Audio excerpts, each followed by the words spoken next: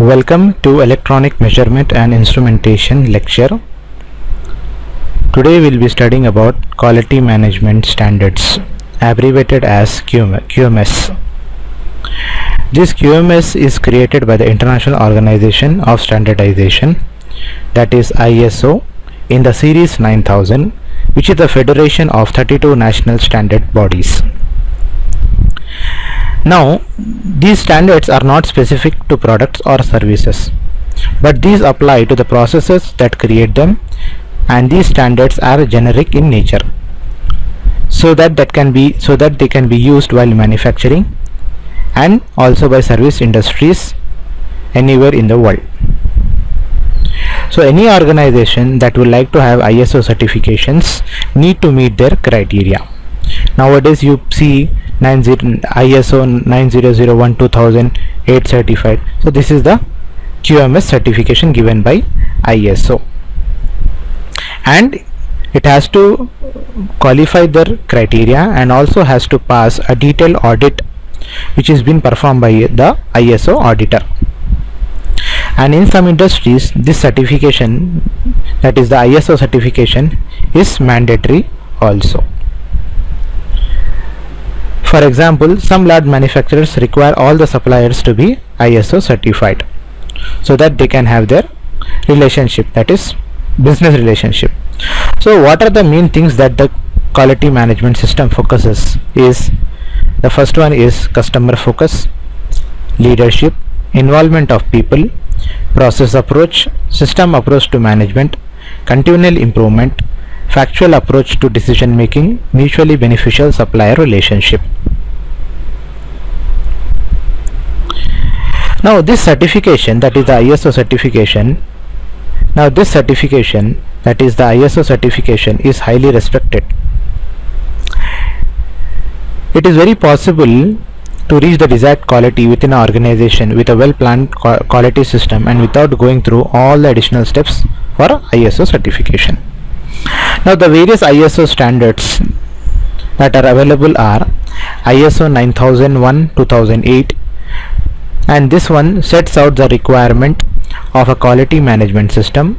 The ISO 9002 2005 covers the basic concepts and language. The ISO 9004 2009 focuses on how to make a quality management system more efficient and effective. The ISO 9011 2001 sets out guidance on internal and external audits of quality management systems. So this was about the quality management systems. Now we'll be moving towards elements of ISO 9001. Now what is the main aim, or what is the requirement of this element of ISO, that is the International Standard Organization 9001? The main aim of the ISO 9001 and the QMS is to establish the architecture of quality management system, to establish a good quality system where it required the identification of the process, their success criteria, their interrelationship between the process, and a system of checking the results. So the main element that in the ISO 9001 are planning, implementation, checking, and acting upon the challenges. So the ISO 9001 implements the plans using the quality management system or the standards. It checks whether the results are satisfactory at appropriate intervals against the ISO 9001 requirements, and it also focuses on improving the quality management system or acting on the challenges and issues found.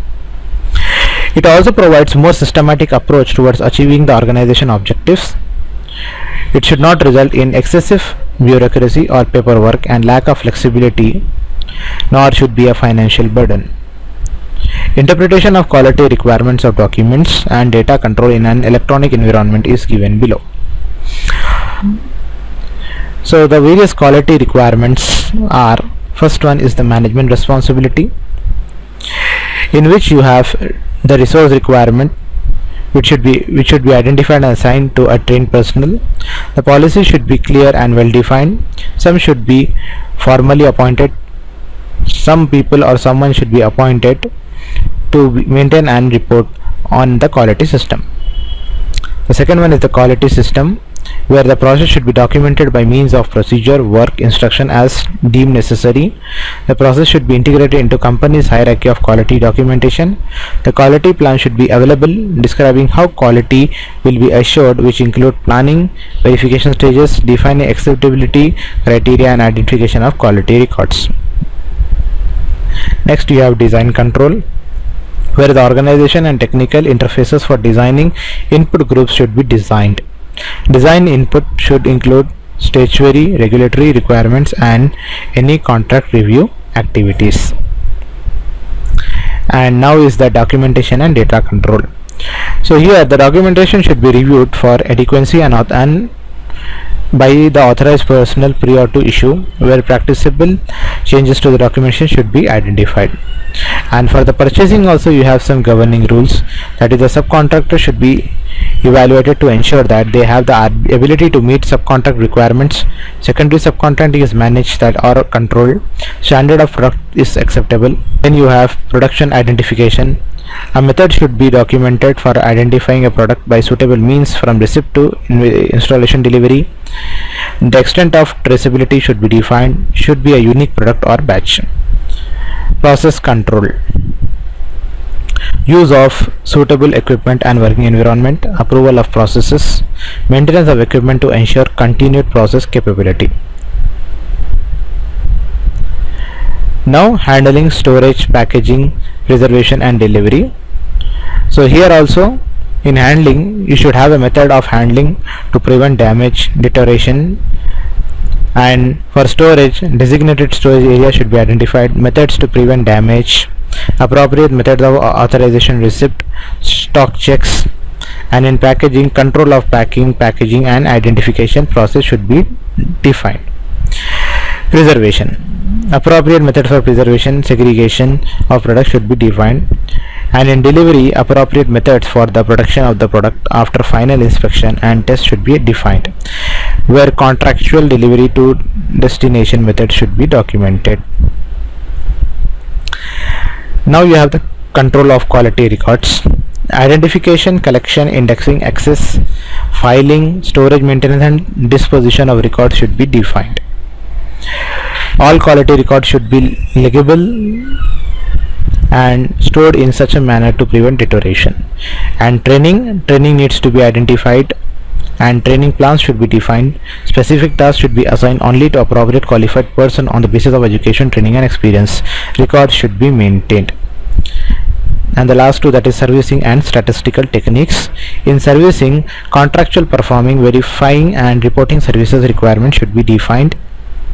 And in the statistical techniques, you need for statistical technique, that is for the establishment and controlling, and also for the verification process capability, that is the characteristics should be defined. Applications of statistical techniques to be documented and technique requirements should be clearly defined. Now coming to the last topic of the unit, that is IEEE standard.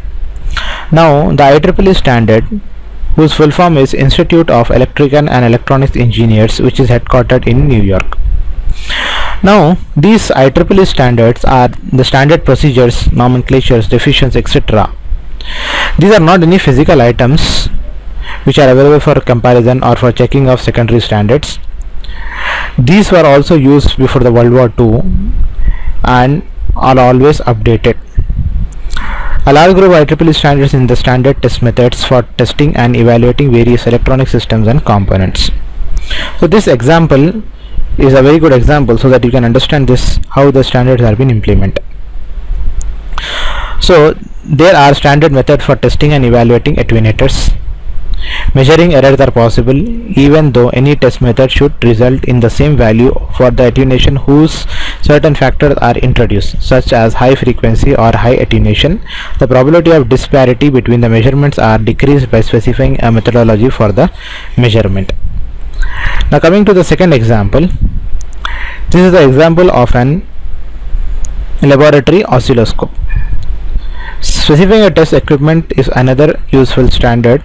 Say it is difficult to use a common laboratory oscilloscope where each manufacturer adopts a different arrangement of knobs and functions.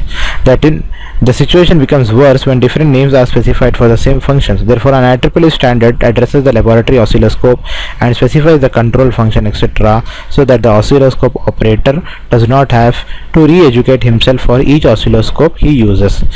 If you see in your laboratory, you have your oscilloscope where you have level knobs, voltage knob, time scale knob. If you go for even any modernized oscilloscope also, these knobs are same. So these are been because of the standardization of the IEEE, so that it can be beneficial for any upgradation of the instrument also. These things are been kept common and the user does not get in a conflict how to use it. And there are several other standards also related, which are related to, first one is to the safety of wiring, other standard related to industrial buildings, etc. Standard voltage, current rating, etc. is also being considered as an important factor of safety. Components may be interchanged without damage or danger.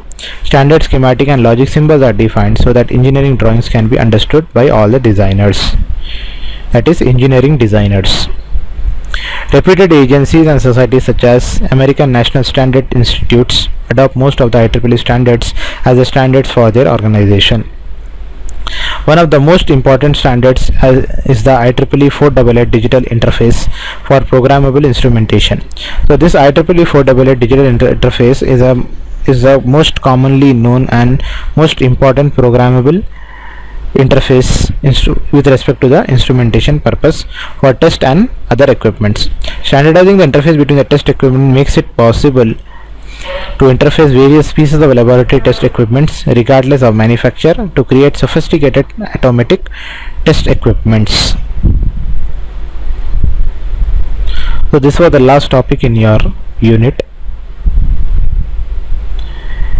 If you have any doubts, please comment to me. Thank you.